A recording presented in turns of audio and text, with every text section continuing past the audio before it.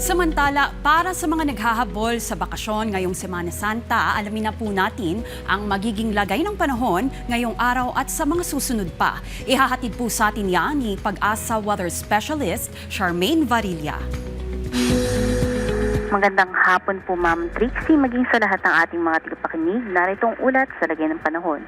Nakakaapekto pa rin nga yung ridge ng high pressure area dito sa may northern Luzon. Samantala, dito sa Metro Manila at nalalabing bahagi naman ng ating bansa, iiral naman ng mga pulupulong mga pag-ulan, pagkidlat at pagkulog, lalong-lalo na nga sa hapon dala ng localized thunderstorms.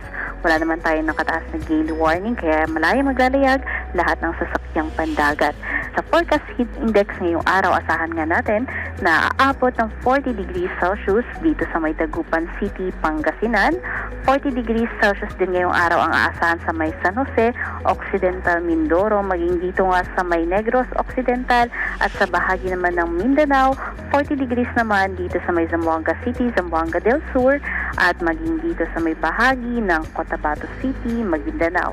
Kaya iba yung pag-iingat sa ating mga kababayan, lalong-lalo na nga sa pagtaas ng nararamdaman nating temperatura.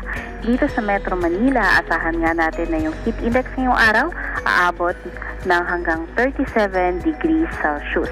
Sa magiging lagay naman ng panahon ngayong Holy Week, asahan nga natin na magpapatuloy itong ridge ng high pressure area dito sa may Luzon o malaking bahagi ng northern Luzon sa susunod na 3 araw. Kaya asahan, naiiral pa rin ang magandang panahon at mababang pagtsansa ng mga pag-ulan. Pagsapit naman ng Thursday up to Friday, asahan natin na tataas yung mga tsansa ng mga pag-ulan dito sa may silangang bahagi ng Mindanao na dala ng easterlies.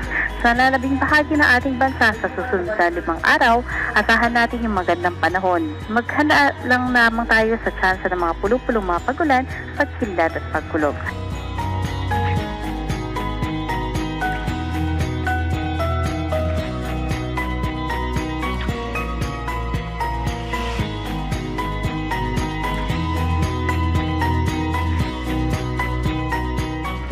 Para naman sa magiging lagay ng ating dam,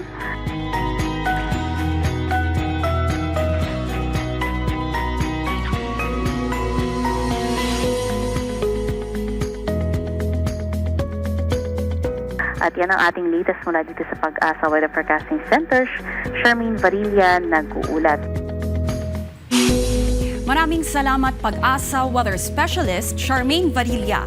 At yan ang update sa mga oras na ito. Muli sa pabago-bagong panahon maging listo dahil ligtas ang may info.